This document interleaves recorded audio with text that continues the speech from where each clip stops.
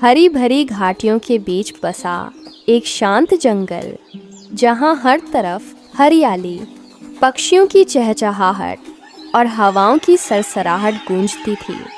इसी जंगल के किनारे नदी के पास एक अलग सा गधा रहता था। उसका नाम वीरू था।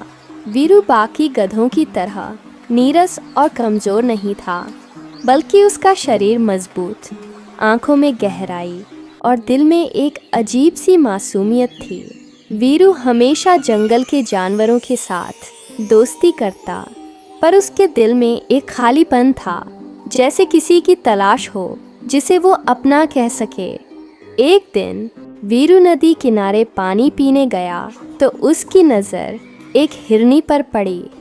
हिरनी का नाम रूहानी था। उसकी बड़ी बड़ी मासूम आँखें, चमकदार भूरे रंग की चमड़ी और उसकी नाजुक चाल ने वीरू के दिल को पहली बार किसी के लिए धड़काया। उस पल वीरू को लगा जैसे पूरी दुनिया थम गई हो और सिर्फ वही और रूहानी रह गए हों।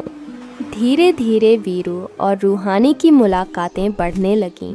कभी वीरू उसके लिए मीठे फल तोड़ लाता, कभी रूहानी उसे नदी किनारे साथ बैठकर कहानियाँ सुनाती। दोनों के बीच एक गहरा रिश्ता बनने लगा, पर यह रिश्ता आसान नहीं था। जंगल के नियम अलग थे। शेर, बाघ, भेड़िए सब मानते थे कि गधा और हिरनी का मिलन असंभव है। वे मजाक उड़ाते, ताने मारते, पर वीरू का दिल साफ था। उसने ठान लिया था कि चाहे कितनी मुश्किलें क्यों ना आएं, वह रूहानी को अपना बनाएगा। फिर एक दिन मुसीबत आ गई।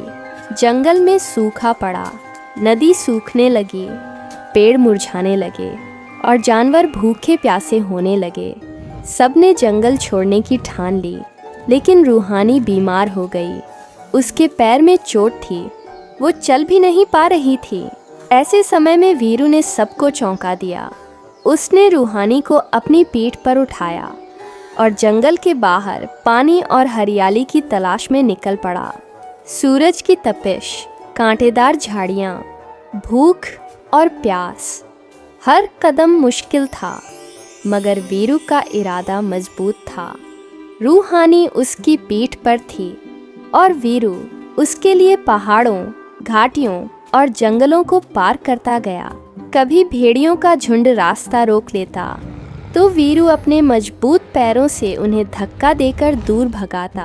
कभी गहरी नदी सामने आ जाती तो वीरू रूहानी को लेकर तैरता हुआ पार कर जाता। उस सफ़र में वीरू ने अपनी जान दांव पर लगा दी, लेकिन उसने हार नहीं मानी। रूहानी धीरे धीरे ठीक होने लगी और उसकी आंखों में वीरू के लिए पहले से भी ज़्यादा प्यार भर गया। कई दिनों की कठिनाइयों के बाद आखिरकार दोनों एक ऐसी घाटी में पहुँचे जहाँ पानी की कलकल बहती धारा थी। चारों तरफ फूल खिले हुए थे और घनी हरियाली फैली हुई थी। वहाँ पहुंचकर रूहानी ने वीरू से कहा, तुमने मेरे लिए अपनी जान तक दांव पर लगा दी। तुम सिर्फ मेरे साथी ही नहीं, मेरी दुनिया हो। यह सुनकर वीरू की आंखों से आंसू निकल आए। उसकी सारी तकलीफ़ें, सारे दर्द उसी पल मिट गए। धीरे धीरे उस नई घाटी में दोनों ने अपनी ज़िंदगी बसाई। बाकी जानवर भी वहाँ आकर बस गए और खुशहाली लौट आई। जंगल फिर से हरा भरा हो गया। वीरू और रूहानी की कहानी पूरे जंगल में फैल गई। सब जान गए कि असली प्यार जाति, रूप या ताकत नहीं देखता। असली प्यार त्याग, हिम्मत और सच्चे दिल से होता है। और इस तरह एक साधारण सा गधा और एक नाजुक सी हिरनी पूरे जंगल के लिए मिसाल बन गए। उनकी कहानी हर पत्ते, हर हवा के झोंके और हर नदी की लहरों में गूंजने लगी। वीरू और रूहानी का प्यार एक दास्तान बन गया कि अगर दिल सच्चा हो तो कोई भी रिश्ता नामुमकिन नहीं। दिल से कहानियाँ सिर्फ यहीं जंगल टून टेल्स पर।